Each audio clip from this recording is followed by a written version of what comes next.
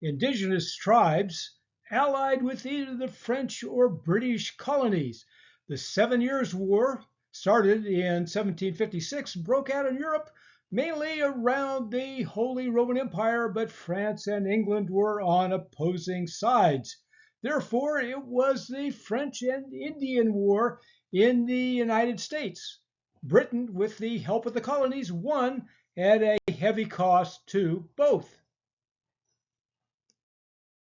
British troops did not leave, lived in colonist homes, and Britain levied taxes which they had not done before.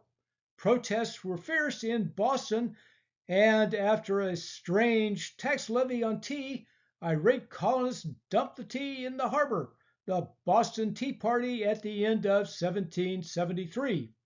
Tensions mounted, and the colonies gathered in the Second Continental Congress as a united front.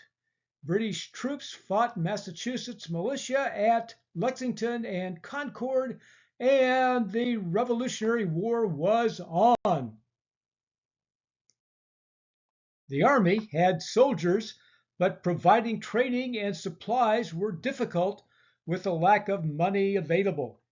This was particularly acute at Valley Forge in a winter of 1777 and 8.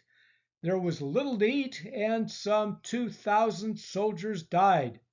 The Continental Congress paid for supplies by printing money, which resulted in inflation and increased difficulty finding suppliers the longer the war continued. The official daily ration was a pound of bread, a pound of beef or pork, a pint of milk, a quart of beer, peas or beans, butter, possibly more, usually issued uncooked. Shortages were caused by transportation, food hoarding, destruction of crops, poor logistics, and lack of funding. The men had to scavenge, hunt, and fish to avoid starvation. It was worse for a traveling army, especially in retreat, which was often.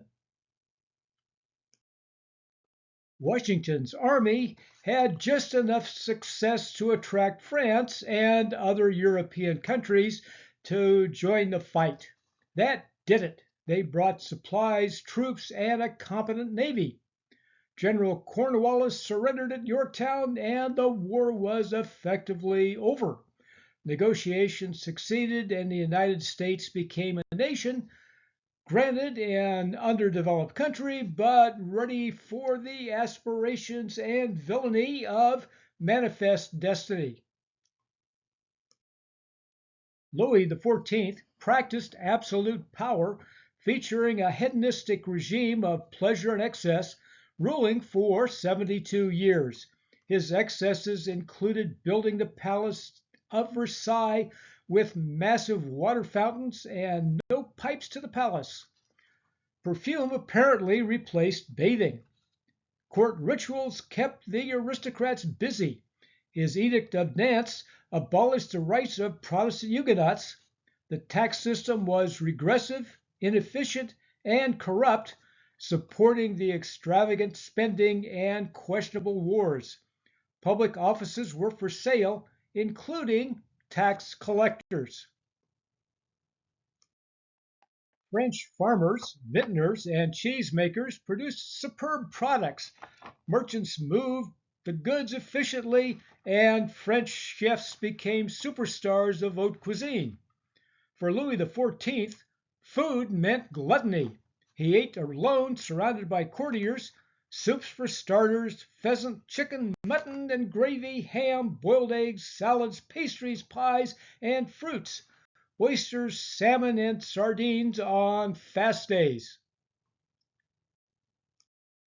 France, under gluttonous and incompetent kings, left the commoners at subsistence at best.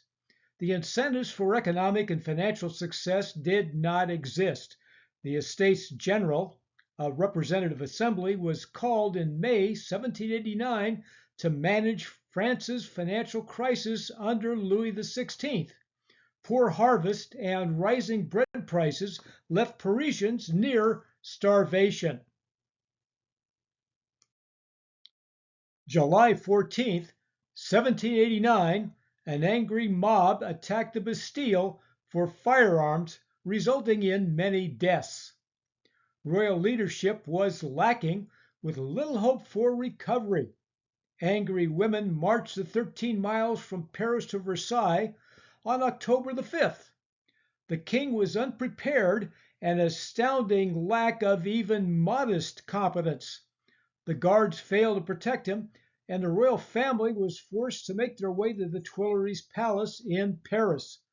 The royals attempted to escape at a snail's pace and easily captured. Nobles abandoned chateaus and fled. The king lost his head, and the reign of terror took over, beheading massive numbers of people, not only Parisian elites, but across France and colonies.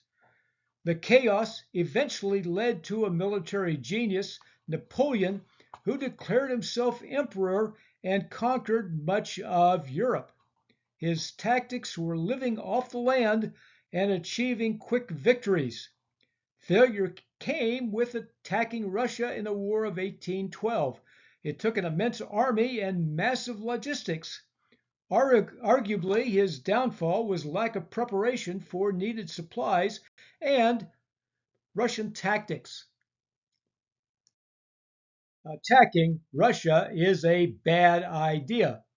Even great armies can't do it, starting with Napoleon's.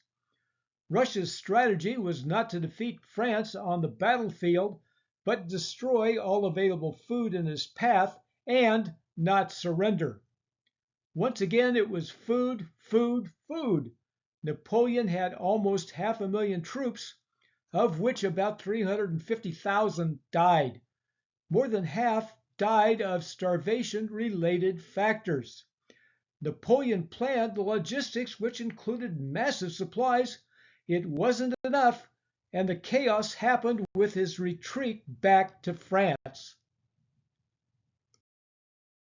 It's on to the Civil War, a struggle that had 1,000,000 casualties because of slavery. Once again, food and the broader factors of logistics were critical to the fight. Next time on Food History and Mystery.